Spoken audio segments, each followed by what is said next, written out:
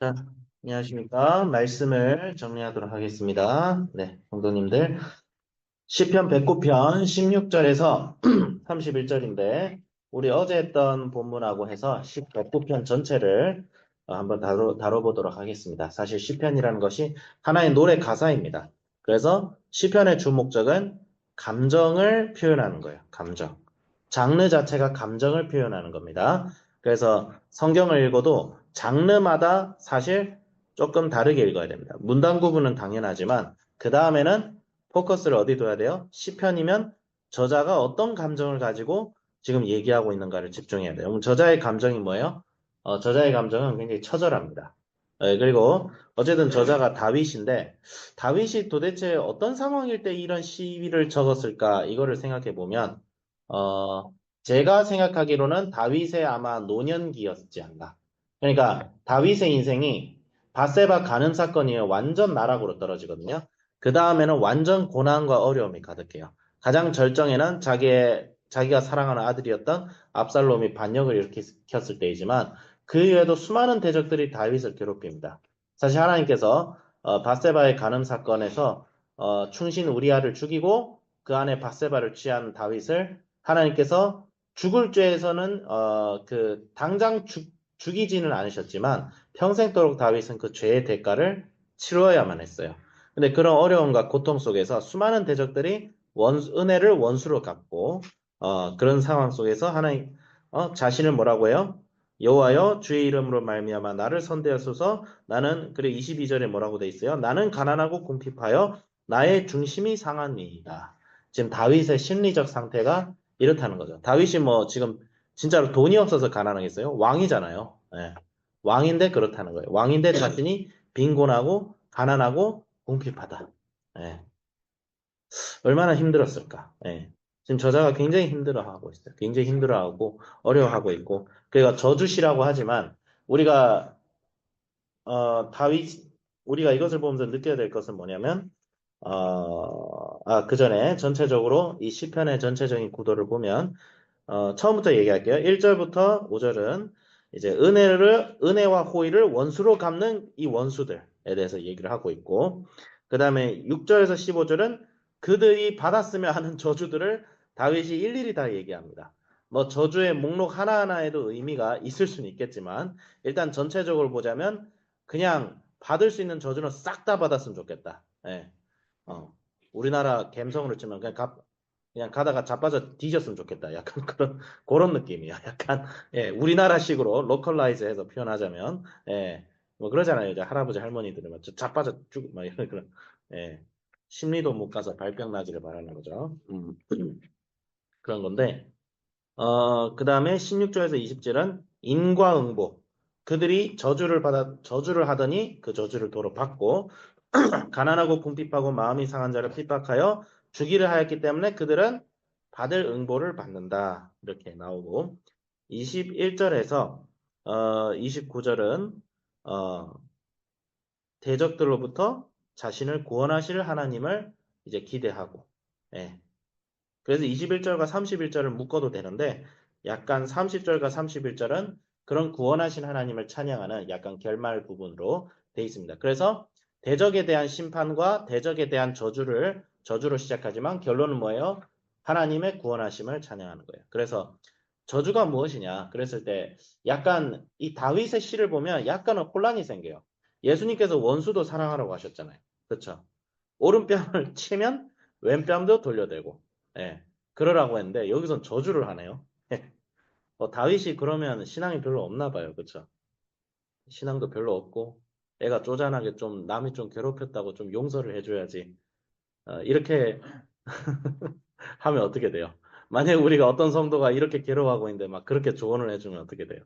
예, 이게 맞지가 않아요. 왜냐하면 원수를 사랑해야죠. 원수를 사랑해야 되는데 원수가 미워하는 나의 마음이 있잖아요. 예. 원수가 왜 원수예요? 미워할 만하니까 원수예요. 은혜를 줬는데도 호의를 베푸는데도 이거를 뭐예요? 악으로 되갚습니다. 감사할 줄 몰라요. 뭘 베풀어 줘도 감사하는 마음이 없어요. 이게 마치 당연한 것처럼 옛날에 그런 말이 있죠. 호의가 계속되면 그게 권리인 줄 안다고. 알죠? 계속 호의를 베풀었다가 내가 이제 좀 베풀지 못했어. 그랬더니 거기에 불만을 품어요. 사람은 이렇게 간사한 존재입니다. 굉장히 간사한 존재예요. 많이 경험합니다. 특히 여러분들이 착하고 선하게 이 세상을 살아갈수록 우리가 하나님 뜻대로 살아가면 살아갈수록 그런 사람들을 때문에 마찰이 많이 생깁니다. 이 세상은 그래요. 그럼 우리는 느끼게 돼요. 아, 세상이 진짜 악하구나. 지옥 갈만하구나, 이 세상에. 많이 느낍니다. 그런데 중요한 건 뭐예요? 그럴 때에 우리가 그 사람들이 악을 행한다고 해서 똑같이 악으로 갚아주면 안 된다는 거예요. 그럼 어떻게 해야 돼요? 그런데 악으로 갚아주지 않으면 내 마음속에 악이 생겨서 다른 사람을 원망하는데 표현을 하지 못하니까 마음이 상하고 지쳐서 쓰러집니다. 그래서 교사라든지 목사라든지 전도사라든지 목사 사모라든지 다른 사람을 대하는 직업군들이 정신병이 많아요. 목사님들 정신병 많습니다. 정신 진짜 많아요. 예. 그거 신앙이 없다고 얘기하면 안 돼요. 그거 병 걸린 거예요, 병. 병 걸린 거는 신앙이 있고 없고 상관없이 걸릴 수 있어요. 정신병도 마찬가지예요. 진짜예요. 심각합니다.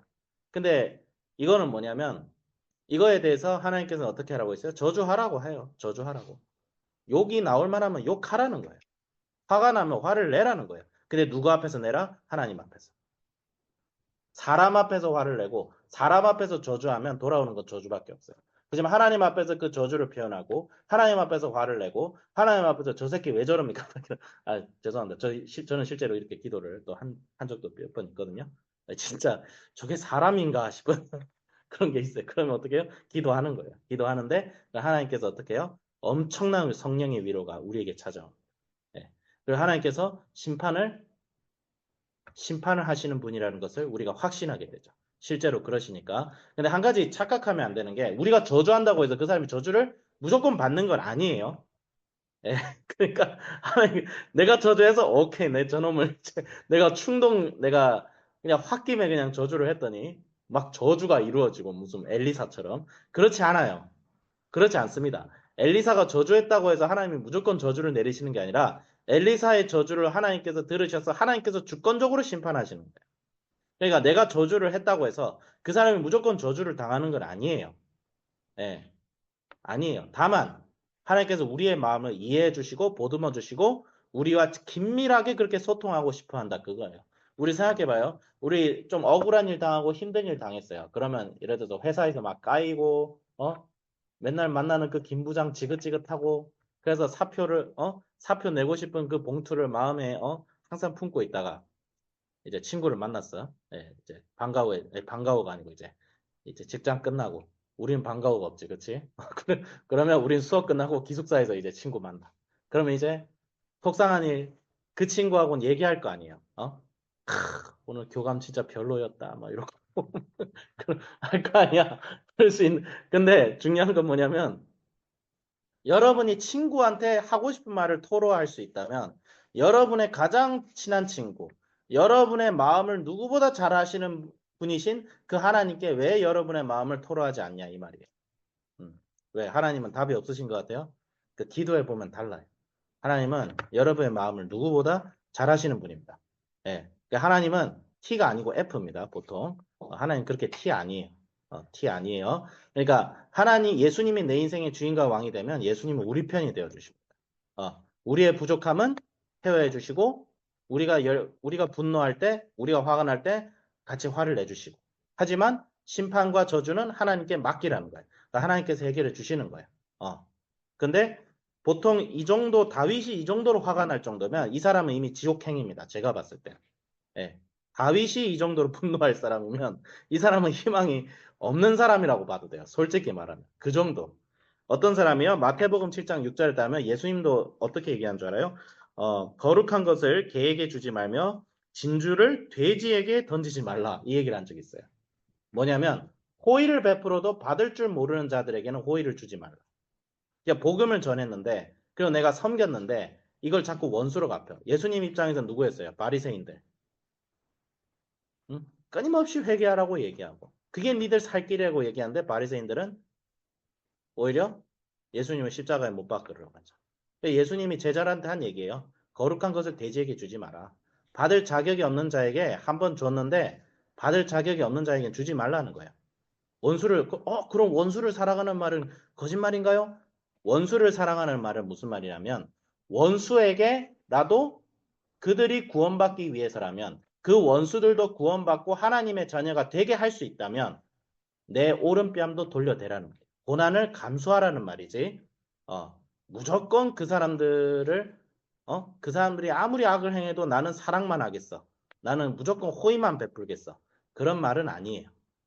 예, 그래서 받을 자격이 없는 자에게는 안 주셔도 됩니다. 예, 그래서 내가 사랑의 대상이고 구제의 대상이지만 그 다음에 도저히 받지 않고 거부하면 물러나세요. 예를 들어서 내가 복음을 전했는데 복음을 전하고 섬겼더니 그 사람이 복음을 거부하고 오히려 나를 해코지. 그럼 멀리 하십시오. 그 사람은 이미 심판당한 겁니다. 예. 물론 하나님께서도 또 때가 돼서 그 사람이 또 변화될 다른 기회가 있을 수도 있어요. 예. 그건 기도로 계속 섬기시면 됩니다. 섬기시면 되고. 그 다음에 이런 저주시를 통해서 내 마음속에 있던 응어리짐이 해결되면 비로소 다른 사람을 불쌍히 여길 수 있는 마음이 생겨나요. 그러니까 기도할 때는 그 사람을 저주하다가 그러고 나서 하나님께서 은혜를 주시면 내가 회복돼서 막상 그 사람을 대면하면 또 사랑으로 대할 수가 있어요. 그게 이 기도의 목적이에요. 저주시의 목적은 진짜로 그 사람이 저주해서 망하는 게 목적이 아니라 내가 이 세상을 어떻게 하면 상처 없이 마음의 상처와 어려움과 그런 흔들림 없이 담대하게 그러나 주님의 선한 방법으로 이 세상을 살아갈 수 있는지를 주는 능력이에요. 그게 왜 가능해요? 예수님께서 십자가를 지시고 우리를 위하여 죽으셨을 때 이 모든 고난과 어려움도 그분께서 함께 짊어지고 가셨기 때문입니다. 그래서 예수님께 모든 것을 맡기십시오. 우리 인생의 어려움과 고난과 이 질고를 예수님께 맡기십시오. 그분이 그 모든 것을 짊어지고 십자가에 달리셨고 그분께서 내가 너희들을 위하여 그 모든 것을 짊어지고 간대. 왜 너희들이 아직도 내가 짊어져야 될 것을 짊어지고 있느냐? 얘기하시는 거예요. 우리가 고난을 받아도 예수님처럼 고난받으라고 고난받는 건 아니에요. 예수님께 맡기시고 이 세상을 담대하게 살아갈 수 있는 그런 평안이 우리 모두에게 있기를 기도하겠습니다. 기도하겠습니다. 하나님 아버지 감사합니다. 주여 우리의 모든 질과 모든 어려움과 모든 아픔과 상처까지 주님께서는 다 짊어지고 가셨습니다. 주님 우리가 이 세상을 살아가면서 정말 원수들 같은 사람들 많이 보지만 주님은 그들마저도 구원받기를 원하십니다. 그러나 우리는 주님처럼 그들을 사랑할 수 있는 능력이 없는 자들입니다. 주여 우리가 기도하며 주님과 긴밀히 소통할 때 주님 우리의 울부짖음과 우리의 탄식을 들어주시고 우리를 위로하여 주시고 우리를 통하여 주님의 선하신 일들이 더욱 크게 일어나게 하여 주시고 그래서 이 세상 가운데 더욱 담대하게 더욱 사랑으로 더욱 하나님 아버지 흔들리지 않는 마음으로 살아갈 수 있는 저희들 되게 하여 주시옵소서. 감사드리며 예수님의 이름으로 기도드립니다. 아멘.